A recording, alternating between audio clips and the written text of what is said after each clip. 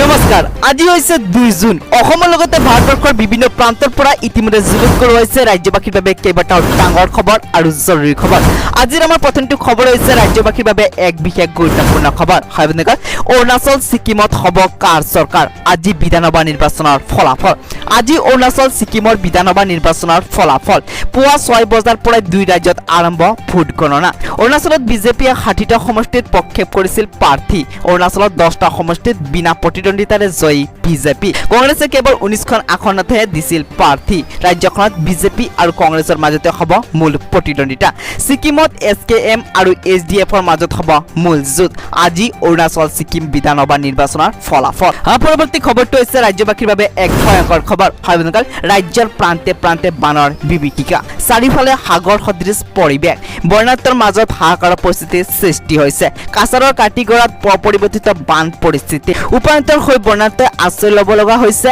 নাৱত শ্ৰীপুৰ গাঁৱৰ এটা পৰিয়ালে 5 দিন আশ্ৰয় লৈছে এখন টুলুংগা নাও পৰৱৰ্তী খবৰটো হৈছে ৰাজ্যবাসীৰ বাবে এক জৰুৰী খবৰ হাইবনেকাৰ এক্সিট পোল প্ৰকাশৰ পিছতে অধিক আত্মবিশ্বাসী তপন গগৈ যোৰহাটত 100% জয় নিশ্চিত বুলি দাবী বিজেপি প্ৰাৰ্থীগৰাকী সংসদত নিৰ্বাক হৈ থকা সন্দৰ্ভতো প্ৰতিক্ৰিয়া তপন গগৈ সংসদত আমাৰ কথা কোৱাৰ লিমিট থাকে মন গ'লে আমি জিটি ক'ব নোৱাৰো সংসদত যোৰহাটৰ সমস্যাখিনিৰ কথা মই কৈছো প্ৰধানমন্ত্ৰী মোদীক মই যোৰহাটৰ আসনখন উপহাৰ দিম এক্সিট পোল প্ৰকাশৰ পিছতে অধিক আত্মবিশ্বাসী এইবাৰ তপন গগৈ আমাৰ পৰৱৰ্তী খবৰটো হৈছে আন এক বিশেষ ভয়ংকৰ খবৰ হাইবনেকাৰ নিৰ্বাচন শেষ আকৌ কাৰাগাৰলৈ অৰবিন্দ কেজৰিৱাল সকাহ নাপালে দিল্লীৰ মুখ্যমন্ত্ৰী কেজৰিৱাল নিৰ্বাচন শেষ পুনৰ কাৰাগাৰলৈ উভতনি কেজৰিৱালৰ আদালতৰ নিৰ্দেশ অনুসৰি আজি তিহাৰ জেলত কেজৰিৱালে কৰিব আত্মসমৰ্পণ নিৰ্বাচন প্ৰচাৰ চলাবলৈ কেজৰিৱালক দিয়া হৈছিল অন্তৰ্বৰ্তীকালীন জামিন মহামান্য ন্যায়ালয়ে দিল্লীৰ আবকাৰী দুৰ্নীতিৰ গোচৰত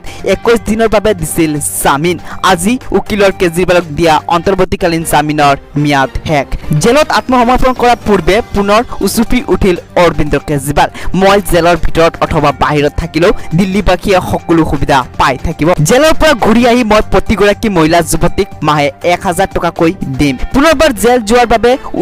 উচুপি ক'লে কেজৰিৱালে সকাহ নাপালে এইবাৰ দিল্লীৰ মুখ্যমন্ত্ৰী কেজৰিৱালে